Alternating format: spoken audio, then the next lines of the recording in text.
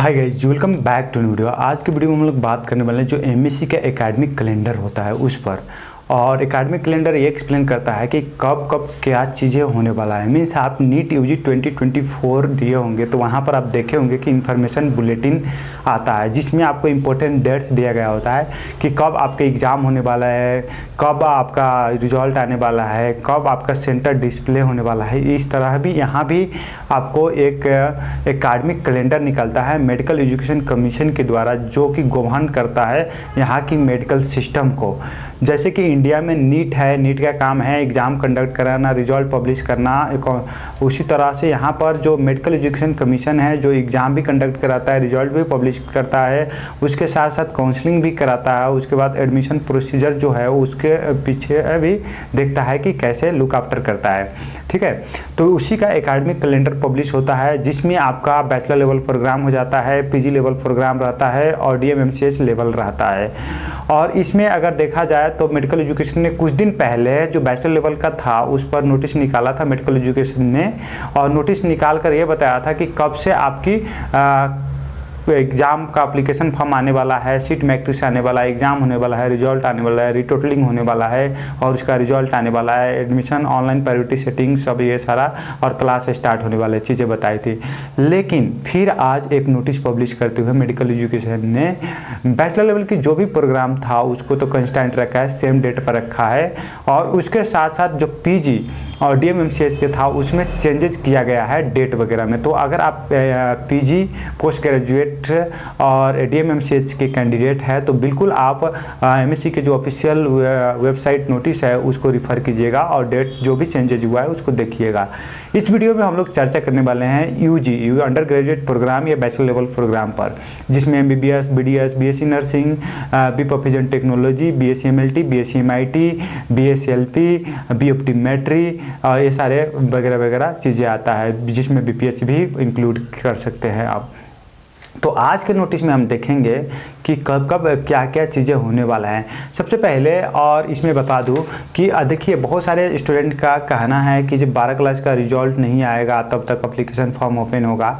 तो इस तरह की यहाँ पर मेडिकल एजुकेशन ने इस बार ये भी फिक्स किया है कि जो एग्जाम्पल एप्लीकेशन फॉर्म डाला जाएगा उसमें आप 12 क्लास के एडमिट कार्ड से भी आप जा सकते हैं। आपका मार्कशीट की रिक्वायरमेंट नहीं है अगर आपके पेयरिंग आपका रिजल्ट नहीं आया है अभी तक, तो जो कि एकदम सिमिलर टू इंडिया के नीट यूजी 2024 की जो एप्लीकेशन फॉर्म आया था उसकी तरह हो गई। या ये बोला जाए जैसे हमेशा नीट की एप्लीकेशन फॉर्म में ये प्रावधान होता है कि जो बच्चे 12 क्लास में पढ़ रहा है वो अपने एडमिट कार्ड के माध्यम से भी अप्लाई कर सकते हैं, या 12 क्लास से पेयरिंग स्टूडेंट भी नीट यूजी का एप्लीकेशन फॉर्म डाल सकते हैं। उसी तरह से एमएससी ने भी बहुत ही अच्छा कदम लिया है कि ताकि जो एग्ज़ाम था उसमें डिले ना हो, और ये जो बच्चे का रिजल्ट है 12 क्लास दे चुके हैं और रिजल्ट की वेटिंग कर रहे हैं, जिसके पास एडमिट कार्ड है वो बच्चे भी अप्लाई कर सकते हैं। लेकिन हालांकि इसमें यह भी कहा गया है कि जो भी रिजल्ट पब्लिकेशन है,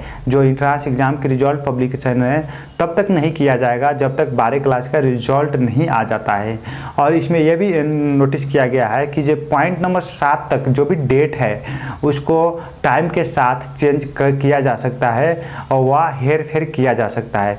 तो आप ये भी मानकर चले कि थोड़ी बहुत टाइम में चेंजेस भी हो सकता है इन फ्यूचर, क्योंकि यहाँ पर ऑलरेडी नोट सेक्शन में लिखा गया है।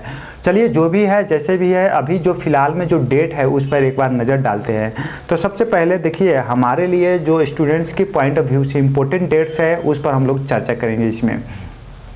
तो जैसे कि सेल्फ अप्राइजल होता है, स्वयं मूल्यांकन जो होता है, सेल्फ अप्राइजल स्वयं मूल्यांकन में हम लोग को यहाँ पर आपको देखेंगे कि जो ये स्टूडेंट्स के लिए नहीं है तो इस पर हम लोग चर्चा नहीं करेंगे।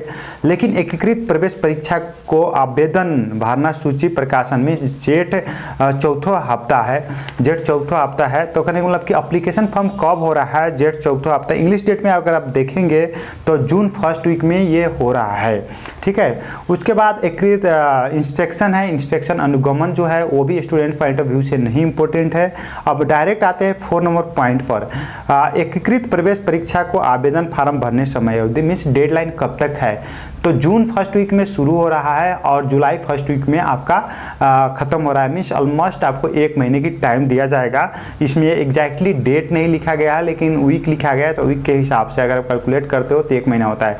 जैसे कि आषाढ़ तेसरा हफ्ता लिखा गया है यहाँ पर, आषाढ़ तेसरा हफ्ता। और जैसे कि सीट मैट्रिक्स है, सीट मैट्रिक्स कब आता है? तो सावन दूसरा हफ्ता में सीट मैट्रिक्स लिखा गया है। सावन दूसरा हफ्ता में आपका सीट मैट्रिक्स आता है, जो कि आप जुलाई 4th वीक ऑफ 2024 होता है इंग्लिश डेट में।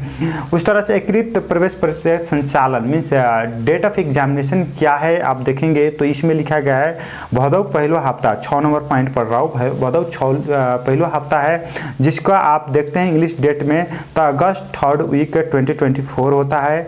मीन्स एग्जैक्ट डेट ना होने की वजह से थोड़ी बहुत ऊपर नीचे हो सकता है, लेकिन वीक में यहाँ दिया है तो हम लोग भी इंडियन जो अकाडमी है मीन्स या बोला जाए एडी जो कैलेंडर है उसके हिसाब से वीकी में कैलकुलेट किया था। अगस्त 3rd वीक में आपका एग्जामिनेशन होने वाला है। आप देखिए यहाँ पर एकीकृत जो रिजल्ट कब आएगा, एकीकृत प्रवेश परीक्षा को नतीजा प्रकाशन, date of declaration of result बोला जाए तो वो कहने का मतलब कि यहाँ पर भदौ दूसरा हफ्ता मीन्स ऑलमोस्ट 1 हफ्ते रिजल्ट आने में लगता है।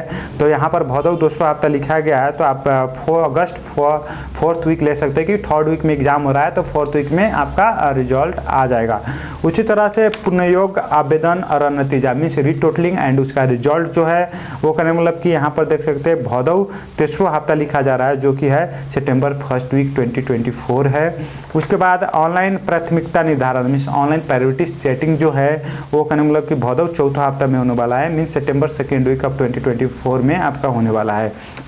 मैचिंग तथा भरना मीन्स जो मैचिंग प्रोसेस होता है और एडमिशन प्रोसेस होता है वो करने मतलब कि मंगसिर तक ख़त्म हो जाएगा और यहाँ पर लिखा है कि मंगसिर तक ख़त्म हो जाएगा आपका। तो उसमें उसको लेते हैं तो आपका क्या आता है कि टिल दिसंबर 13 तारीख तक, क्योंकि शुक्र शनिचर को मेरे हिसाब से हॉलीडे है तो इस हिसाब से 13 तक लेते हैं कि या 15 तारीख तक आपका ख़त्म हो जाएगा, दिसंबर में ख़त्म हो रहा है। कक्षा प्रारंभ जो 2081 मंगसिर चौथा हफ्ता में लिखा जा रहा है तो वो भी आपका देखते हैं कि इस क्लास स्टार्ट्स है जो कहीं मतलब कि दिसंबर 8 से 13 तारीख के बीच में होगा या दिसंबर 2nd वीक ऑफ 2024 मान सकते हैं। और इसके साथ साथ मैं ये भी सूचित कराना चाहूँगा जो भी स्टूडेंट्स एलिजिबल हैं एमएससी के एप्लीकेशन फॉर्म फिलअप करने के लिए वो सारे स्टूडेंट्स को मैं ये कहना चाहूँगा कि आप लोग एमएससी के जो एप्लीकेशन पोर्टल है उस पर आप देख सकते हैं नोटिस डाला गया है कि आप जो नेशनल आइडेंटिटी कार्ड है एनआईडी है उसको बना कर रखें ताकि आपको यहाँ पर जो एमएससी की जो फॉर्म फिलअप करते वक्त आपको दिकदारी नहीं है। नेशनल आईडी जो है नंबर है मीन्स नेशनल आइडेंटिटी राष्ट्रीय परिचय पत्र नंबर जो है वो करने मतलब कि आपको अनिवार्य गया है। देखिए कार्ड ही नहीं चाहिए, आपकी उसकी नंबर चाहिए, सिर्फ ये अनिवार्य किया गया है। तो अभी तक आप नहीं बनाए हैं तो आप प्लीज़ अप्लाई कर दीजिए और बनवा लीजिए। और ये सारे इंपॉर्टेंट डॉक्यूमेंट में अब जो मोस्ट इंपॉर्टेंट डॉक्यूमेंट पहले हुआ करता था 12 क्लास की मार्कशीट, तो इस साल 12 क्लास की मार्कशीट जो एग्ज़ाम दी है रिसेंटली में जो फ्रेशर है उनके लिए नहीं हो सकता है। लेकिन फिर भी एप्लीकेशन फॉर्म जब आएगा उस टाइम आप नोटिस देखिएगा क्या क्या चीज़ें डॉक्यूमेंट्स रिक्वायर्ड है। लेकिन अभी के लिए फ़िलहाल के लिए राष्ट्रीय परिचय पत्र बनवाना आपके लिए अनिवार्य है। तो मिलते हैं नेक्स्ट वीडियो में नेक्स्ट एपिसोड के साथ। और मैं ये कहूँगा कि आप भी मेडिकल एजुकेशन की वेबसाइट पर जाकर और जो करने मतलब एकेडमिक कैलेंडर दिया गया है उसको आप डाउनलोड कर लीजिए, या नहीं डाउनलोड किए तो उसको कहीं से भी आप जैसे कि मेडिकल एजुकेशन की वेबसाइट www.msc.gov.np पर जाइए और डाउनलोड कीजिए। और हो सकता है तो प्रिंट आउट करवा कर लिखिए, नहीं तो आप डाउनलोड फॉर्म में सुरक्षित के साथ रखिए। और इसके साथ से आप अपना जो भी स्टडी पैटर्न्स है, स्टडी रूटीन है आपकी, उसके हिसाब से आप निर्धारित कीजिए। और जब एप्लीकेशन फॉर्म आएगा उसमें आपका एग्जामिनेशन टाइम भी मेंशन होगा तो उसके हिसाब से आप एग्जामिनेशन की जो शेड्यूल के हिसाब से भी अपना पढ़ाई शिफ्ट कर सकते हैं, या चेंजेस जो करना है वो कर आप उसके साथ हैबिचुएटेड होइए ताकि आप अच्छे परफॉर्मेंस अच्छे आपका जो इफोर्ट्स है वो लग पाए मेडिकल एजुकेशन के इंट्रांस एग्जामिनेशन के लिए। और all the best, see you soon next video. और देखिए बहुत सारे को बच्चे को कोई भी होगा, मैं भी होता तो मुझे शौक लगता कि ये बहुत जल्दी हो गई, लेकिन कोई जल्दी नहीं है। अगर आप देखिए 1-2 महीने की सिर्फ डिफरेंस है। लास्ट ईयर कार्तिक में हुई थी और इस साल आपको भादव में हो रहा है। तो कहने का मतलब कि कुछ खास डिफरेंस नहीं, 1 to 2 मंथ्स है। अगर आपको 1 to 2 मंथ से ज़्यादा बेनिफिट्स होने वाला था तो आपको हो सकता है थोड़ा अवसर पड़ा होगा, लेकिन मेरे हिसाब से नहीं। अगर कार्तिक में भी होता तो भी आपको लगता, कार्तिक में भी रिजल्ट आता तो भी आपको लगता कि जय बहुत जल्दी आ गई। तो जो भी इंडियन या फॉरेन या नेपाली या जो भी स्टूडेंट्स हैं, तो जो स्टूडेंट्स नेपाल के जो एग्ज़ाम को टारगेट कर रहे हैं, अपना प्रिपरेशन अच्छे से करें। और स्पेशली जो इंडियन स्टूडेंट्स नीट के स्कोर पर देना चाह रहे थे, उनका भी रिजल्ट एज एन NTA के हिसाब से जून 14 2024 को आ रहा है या 14 जून 2024 को आ रहा है।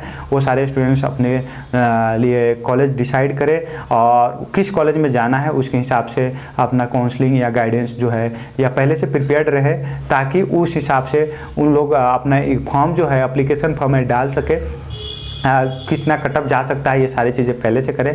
नीट को स्कोर पर डालना सही रहेगा फॉर्म कि एग्ज़ाम के ऑप्शन से जाना सही रहेगा। कोई भी कैंडिडेट एक फॉर्म से ज़्यादा एप्लीकेशन फॉर्म नहीं फिलअप कर सकता है, ये सारी चीज़ें भी कंसिडर करना पड़ेगा। मिलते हैं नेक्स्ट वीडियो के साथ। जय नेपाल।